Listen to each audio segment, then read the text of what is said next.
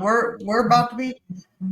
And welcome on, everybody. It is Hello Pivot Thursday. As you all know, every Thursday we are here live with everybody else in the entire universe, including you. HELLO stands for helping entrepreneurs leverage leading edge optimizations, but most importantly, it stands for helping everyone live life optimally. And today we are here with our special guest, which is a little preview before we get started on her amazing event that's coming up in a couple of weeks. But today I want to introduce to you Crystal Behe, the domestic abuse awareness speaker, coach, advocate, and author of Rise of Crystal Phoenix, a story of how she overcame domestic violence and became the Crystal Phoenix. And so today we have the beautiful Crystal with us. Welcome on in, lovely.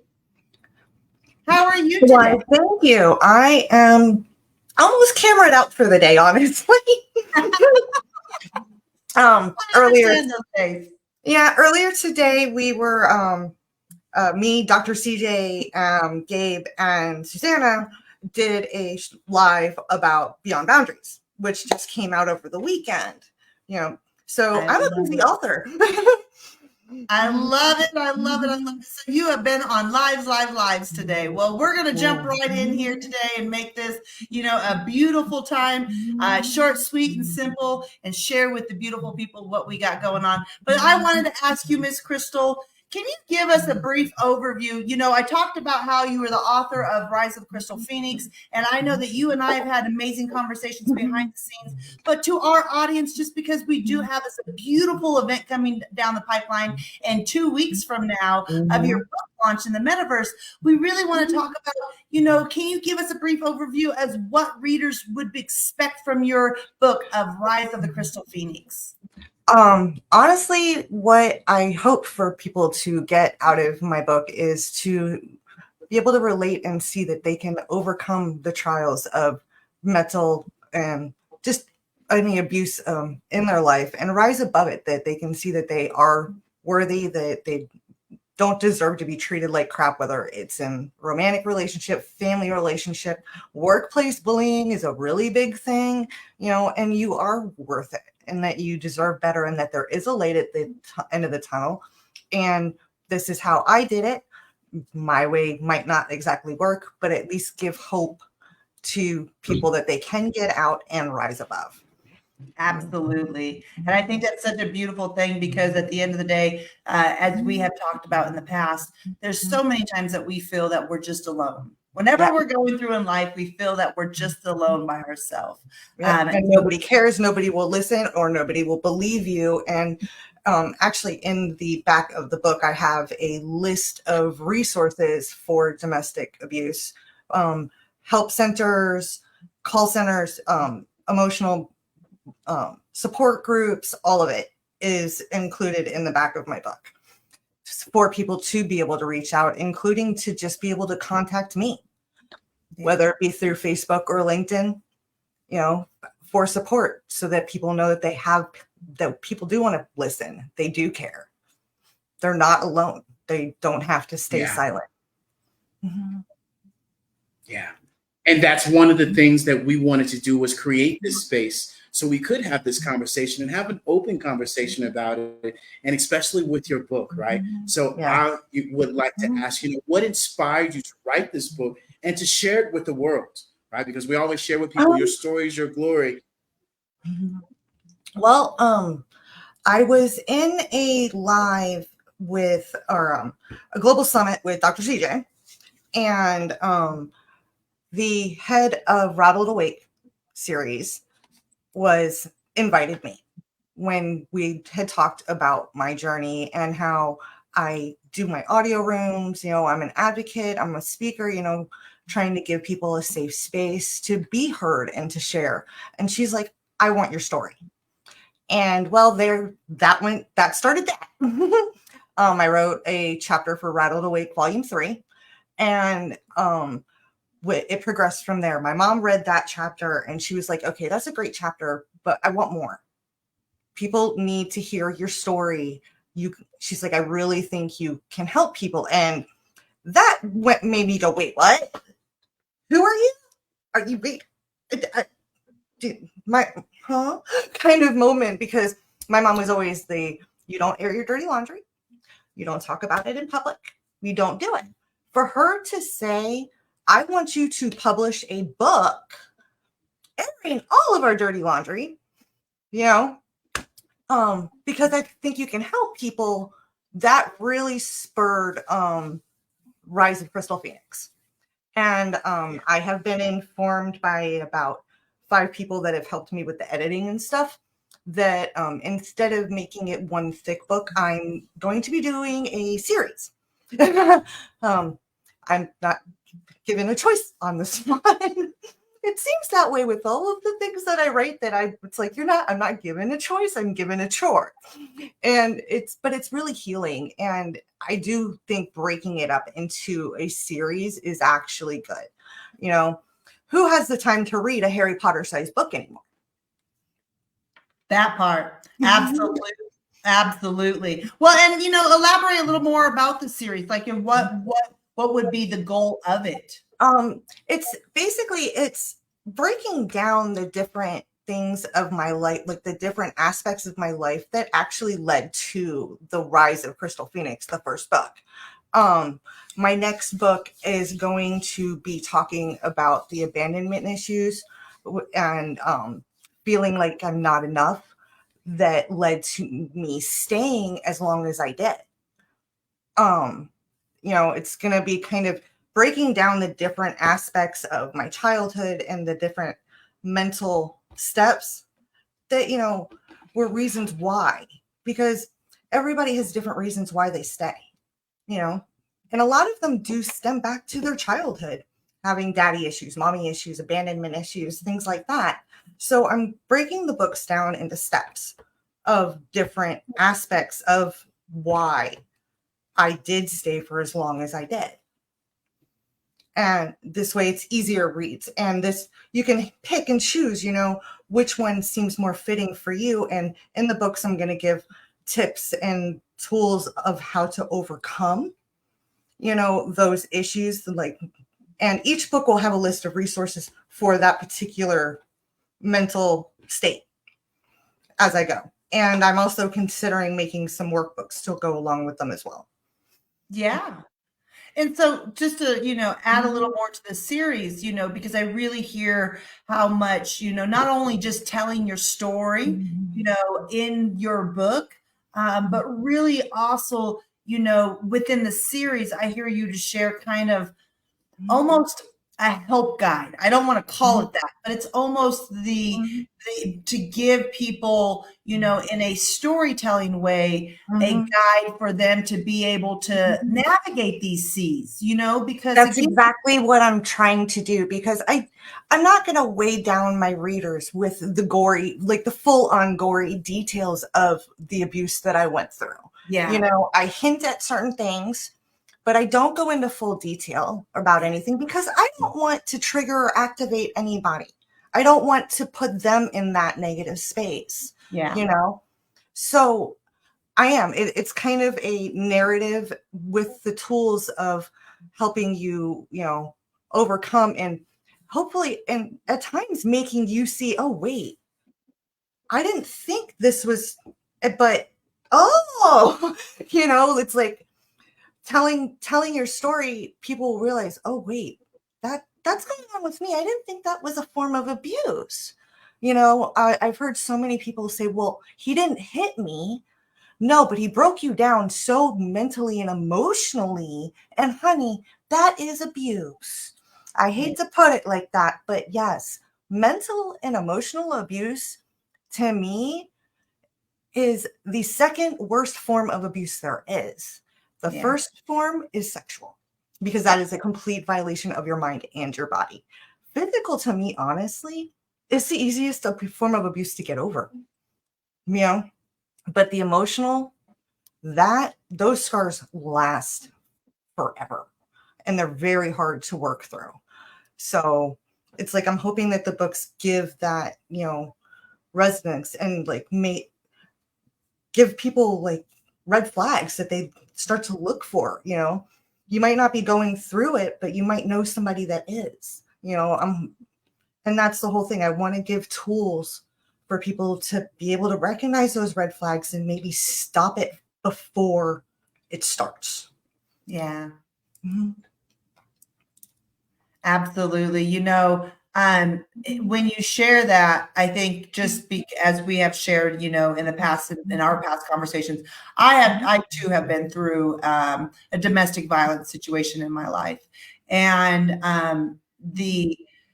I think a lot of times, like you say, we don't want to talk about the triggering points, but it's very powerful when we can talk as a community, whether that's with like women or men that are supporting, of this. David and I have this conversation quite a bit as he is an avid supporter in the awareness of this. But I really, in sharing this, people want to know the why. I mean, you don't have to, like you said, you don't have to get in the gory details, but to understand why somebody did. Why did I choose to stay longer? What was my thinking pattern? What was my mental process? Why couldn't I leave as fast? Why, so many things that, again, not diving into those gory details, but when you share a little bit, well, I stuck around because I had children, or because of, I didn't have anybody, and this was the sole person I could lean on, or whatever I didn't have I wanted him to get help. He promised to get help and change. Oh, that part too. Absolutely. The love bombing. Love bombing, yeah. Statistically, it takes 7 times. Statistics say it takes 7 times for a domestic abuse victim to fully leave. Yeah. But I mean, the statistics aren't, perfect. I mean, some women get out right away. Some, never get out, even though they try repeatedly. When it comes to a narcissist, 9 times out of 10, unless you completely cut off all contact, they won't let you leave until they are done, because they get a fix from you, whether it's monetary, whether it's, just breaking you down, lifting you up, they get their fix. They get what they want, what they need from you. And a lot of times they'll keep you on a string. They'll have a line of insert, different people here for different things. Yeah. I was the perfect wife and mother, and I was the best looking girl, blah, blah, blah. But he had other women on the side that I didn't know about, until one of my, I thought, best friends came to me at the beginning of my overnight shift and tells me that she slept with him in my bed. Yeah. And that he was sleeping with 2 other people. Yeah. Yeah. So, I mean, that was Crystal, the beginning of me saying, I'm done. And, with you sharing, your story, as I was sharing, and as we always talk about, your story is your glory, and your story is somebody else's survival guide. And that's, the true essence of you sharing your story with people, especially, us, facts over your feelings, and you just showcasing those facts that most women don't know and don't leave until this certain amount of time. And with you, sharing your story, that could be one less time that lady or man has to go through that abuse and understand these patterns. And just like you talked about, from the drama from our childhood to this place, and even more importantly, with the children that are involved in this, because it's not just you, as you shared, right? It's also the entire surroundings, on the family, on the kids, on everybody, mental well-being, and then their trauma that they have to go through. So this being a series that you'll break out, how you dealt with it, how the kids dealt with it, how the family dealt with it in so many different perspectives. I think this is going to allow not just women, but also men to understand the signs and to be able to have these conversations with other people and have this recognition of, hey, this is wrong. This is not right. And there's a better way to communicate more effectively, be able to go through, to get through this. Like, I know you want to eradicate, domestic violence as we move forward. I would love to eradicate it, but I'm not delusional. What my big goal is to stop victim shaming. I'm actually hoping that people with perfectly healthy relationships will read my books so that they can understand that it's not a choice a lot of times in staying. Um, you know, there's a lot of fear. A lot of times you're so broken down and 9 times out of 10, very isolated, because that's the first thing they do is they start to isolate you. You break off contact with family, with your friends, everything. And they make you out to be the crazy one to everybody else, that nobody will believe you. And if you do have children, they try to use them against you. But that is one big thing that I wish I had realized sooner when it came to my abuse. Because my wake up moment, and I've told this story before, was when my baby girl, 6 years old, about to be 7, looked at me and said, "Mommy, it's okay if Daddy hurts you as long as he comes home." Hell no. I really want to emphasize, like, make it clear. Don't stay for the kids. Don't think that having a complete family is better, because what are you teaching them? We're teaching our sons that it's okay to beat down women, that it's okay to be, a monster to their moms, their siblings, to their women.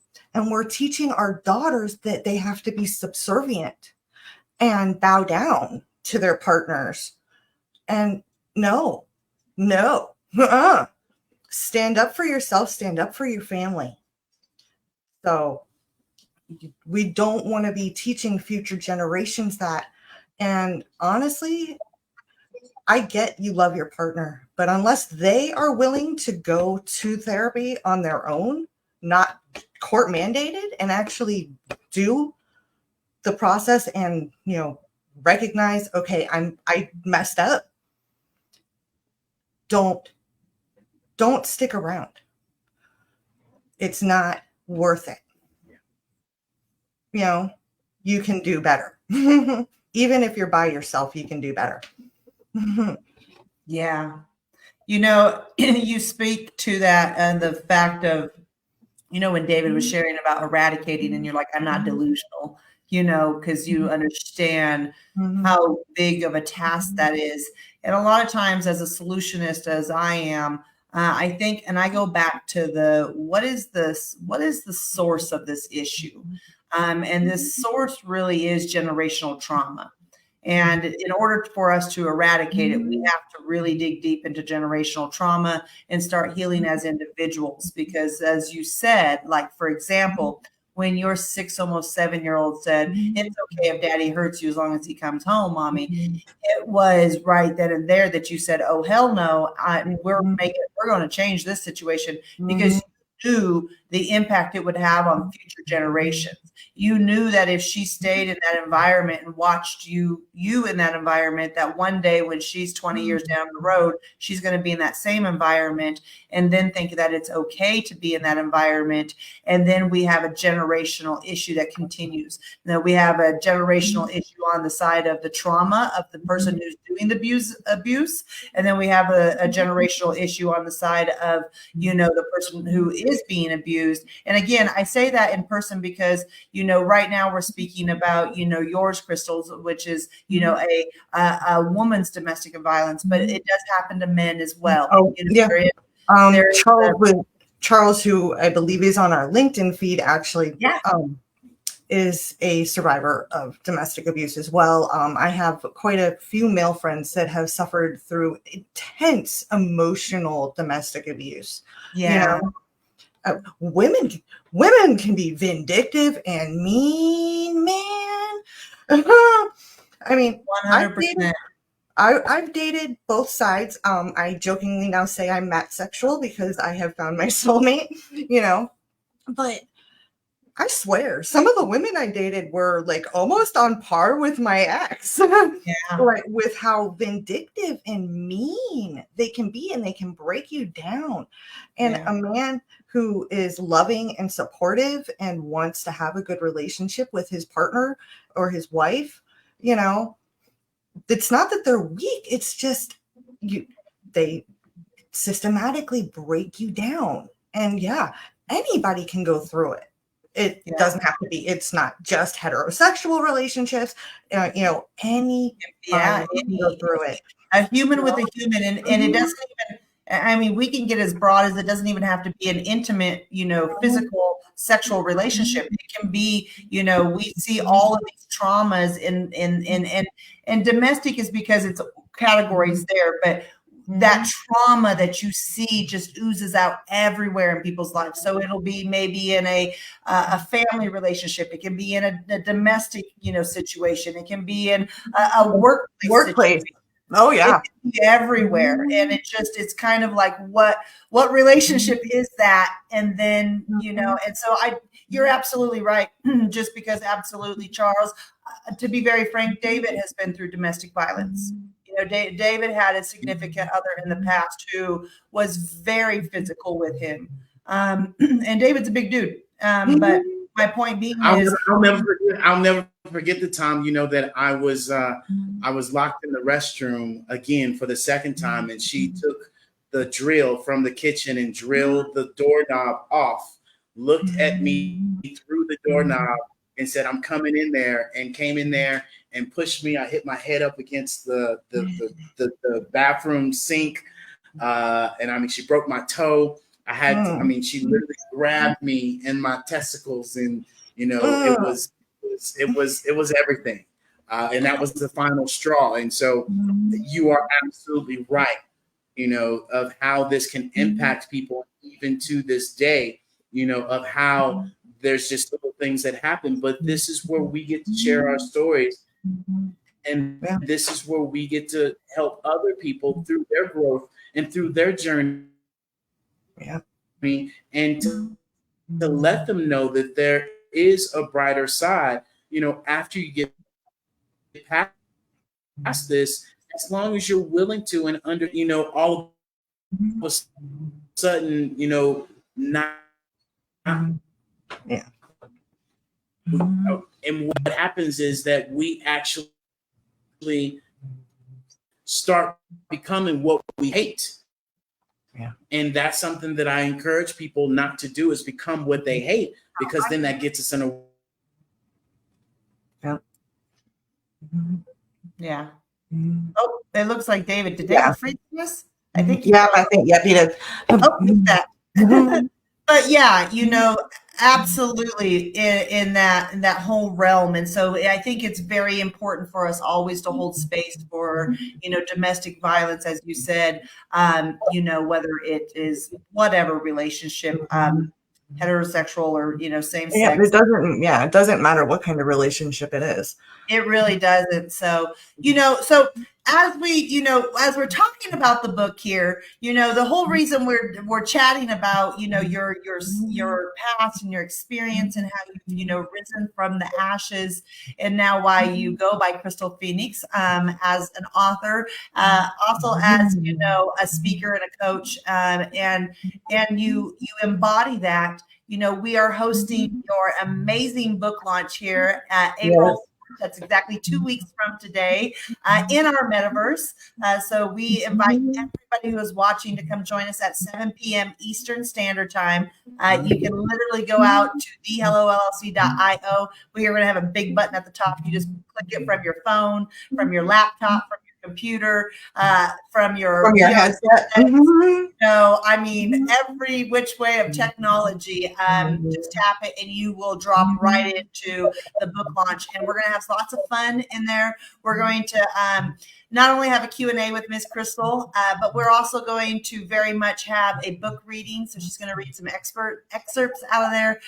We're going to do some trivia, and we're just going to have some fun and bring awareness, bring some positivity within this, and understand how we as a community can really embrace that. And so I'm excited for that. And so I'm going to lead up to my question of, when you had the choice to launch your book, why did you choose to do it within the metaverse? Why not in a traditional setting that most people do? I was excited for this question. I know. Take it away, love. Okay. Well, I wanted to do it in the metaverse because, first off, I love the events that you guys have done in Hello Plaza. The Super Bowl party, the Christmas party, they were a lot of fun. And just being in that setting, especially because we talked about how we were going to kind of customize it for the launch. David, if you could go a little bit over to where the love, if you want to leave us here, love, if you just want to run over there real quick to the other computer and I'm sorry. I thought he was still in there. Got another computer, so I'm going to let him bounce out of there and he'll go walk around while you talk. Yeah, because I wanted to show the little campfire area that I was talking about, because that's kind of the setting that we had talked about doing for it. Perfect. The whole campfire setting to where it's it's really comfortable. It's more it's as close to doing a live book launch at say Barnes and Noble as but it's better because this could be worldwide. Our friends from all over the world can be joining us sitting around this campfire talking to me about the book, and asking questions and everything. And it's just such a fun area. I love the whole setting, and everything that we can do in there. So that's why I chose it. And I think that the metaverse, always talking about how it is up and coming. It is the big, it's going to be taking over a lot of things, especially with businesses and everything. I'm really excited for it because I'm going to be in my VR headset launching my book. know, I mean, it's you can almost hug people in it. It's very personal and it's very comfortable, and I can still stream it to my YouTube channel, to my LinkedIn, everything all at once. Yeah. So it's not just, in the VR. It's, it's still streamed everywhere, and it's a lot of fun. It's a great area. I mean, I'm going to do a little spoiler where the trivia is kind of a movie trivia, but it's still on the topic. Yeah. And I will, have a couple of prizes that I will be offering for it and everything. And it's going to be a fun night of getting to know the author, I guess you could say. Yeah. It's going to be real intimate and be able to fun. And, I look forward to it. One of the reasons I look forward to it so much is, you don't have to get ready. You can just, there's minor amounts of getting ready, which is just information to share back and forth. So, the mechanics work, but you don't have to physically, do your hair, do your makeup, drive to Barnes and Noble. And I want to share with people that David did some research on this, and you have to pay Barnes and Noble $5,000. You have to, $5,000. $5,000, yeah, and they keep a portion of your book profits, your book sales, your all of those things, and then you're only at one location. You're not across and available to the entire world, and so it's really cool, Crystal, to see someone who embraces the Web3 technology that is coming down the pipeline. What comes after 2 is 3. So Web 2, we got to go to Web 3. But being able to embrace this so you can reach a wider audience instead of you have to pay money out of your pocket, a large amount of money out of your pocket. You guys, I love you to death. We're not going to talk about what you charged me, but I appreciate the friends and family discount that you gave me. Well, because, it comes down to being able to hold a space where the impact you're going to have, right? To us, David and I, Yeah, okay, so there's a monetary portion of what our efforts are for, but it's not $5,000 worth. I can tell you what happens. The point being is it's about creating the space for the impact worldwide. And a lot of times we get captured and caught up in kind of the capitalistic corporate way of it's got to be super, you got to pay me my money and then whatever you get, that's on your own, kind of way. And that's just not where we're moving to. And that's why I'm so excited to be able not only host your event, but not only to have this conversation, because we're really in times now, guys, that we can start tackling these traumas and we can really start to make a difference. And, so I get super excited to hear about it and, and all of the fun things we're going to do and whatnot. Who knows? Maybe we'll do support group in here. We've got enough rooms in the plaza to do it. That's exactly. And that's exactly where, one of the questions, and I'll pass this back over to Mr. Jones if he's back with us here and he's not frozen, so he can. Yeah. He was going to jump in. Okay. Well, one of our next questions. Go ahead, ask it. Was just, basically of the impact of being in Metaverse. Of how do you see Web3, aka the Metaverse, AI, these Web3 solutions? How do you see that being able to affect and impact in a positive way this massive, just. I want to call it a plague almost, because it is a plague of trauma. And how do you see Web3 solutions being able to help eradicate it in the future? Honestly, I think I'm very positive about it. Because like you said, you don't have to get ready. You don't have to put your makeup on. You don't have to do any of that. And it's even better, like I said, like doing like counseling or group sessions than a Zoom meeting, because you don't even have, like, you're in your avatar. I'm trying to figure out a way with my avatar to kind of have like a whole Phoenix outfit. And I'm still not figuring that out. I think I'm going to pass the buck over to Matt and see if he can figure something out on that one. But, you're in your avatar, and so it is a safe space. Nobody actually knows what you look like. You can put any name, but you're still in a safe space. And I know that in some cases, there's been some negative connotations about, doing trauma work and trigger work and things like that, where one girl had killed herself and like they made this big thing about it. And it's like, you're latching on to one thing, one scenario. What about the hundreds of other people that it did help? And are you really looking into the whole story when it came to that one person that had a negative experience and everything else that led to it? Because there's so much good that can happen, because you can do trigger work in a controlled, safe environment in the metaverse without actually, being in that area, that scenario that actually triggered you. You're actually safe. You can stop the scenario at any time and, recenter in the metaverse. And, doing support groups. And I was actually thinking while I'm looking around, I'm like, and thinking about how much I love the game Synth Riders. And I'm thinking, I got to talk to Tara about maybe setting up a dance party or something, just, or doing a movie night in here. It's a great thing, because I have family all over the country. I have friends all over the country, and we could come into like the plaza and, just do I'm going to throw out like a random, I'm a Pitch Perfect fan. I love the Pitch Perfect movies, do a Pitch Perfect marathon, like sing along marathon, because you've got the big screen, and and it would be a lot of fun. So it's like, there's so many values.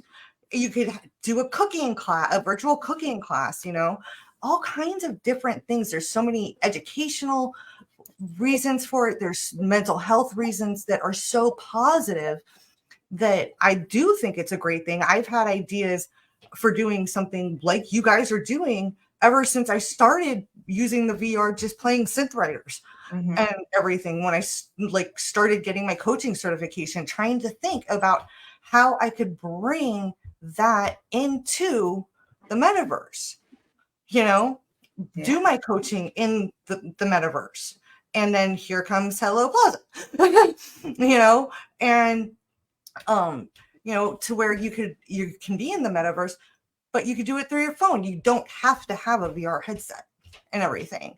And it's amazing how far technology has come in the last 2.5 years. Yeah. Hi, Chris. Love you. I love it. Yeah, and you're so right, because the ability to is outside of all the fun activities we could do, there's so much, you know, of a wider audience that we can be able to provide support to around the world, because there might not be, for instance, you know, there might not be a support channel wherever someone lives, but if they have a cell phone, they can download an app.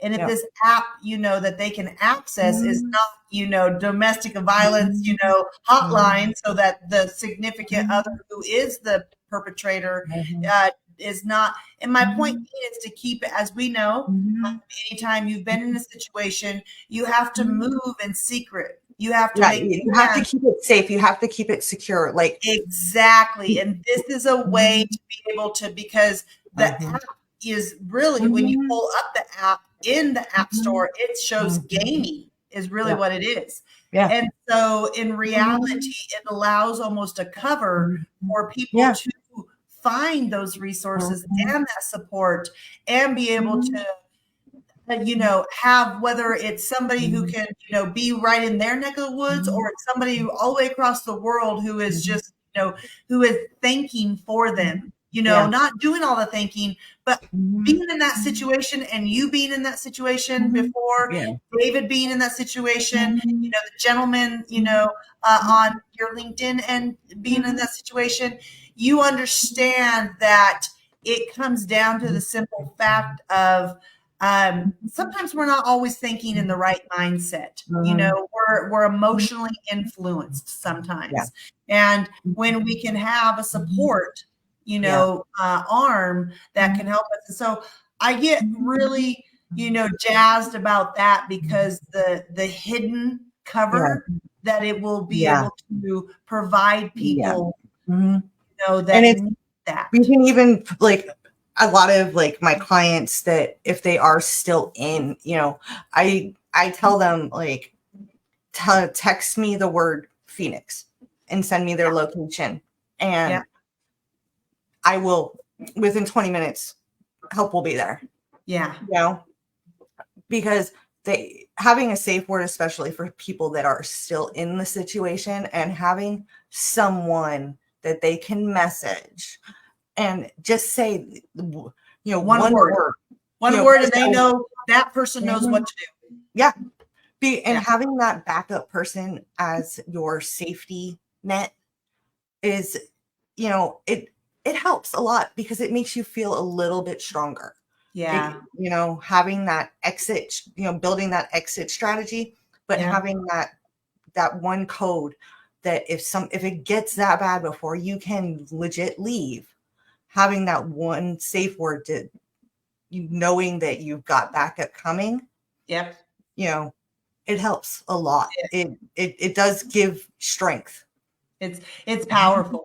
You know, it's very powerful, because, you know, you all of a sudden know that you don't have to do the heavy lifting, and that you just kind of have to maintain the peace until you can get to safety. And I mean that by the fact that you just have to sit there and be quiet as long as you can, so safety can get to you. And really, and again, this comes down to the simple fact of, there's all of these amazing mechanisms and strategies and tools that we can, you know, we have to implement, that we have to, you know, utilize technology to do these things.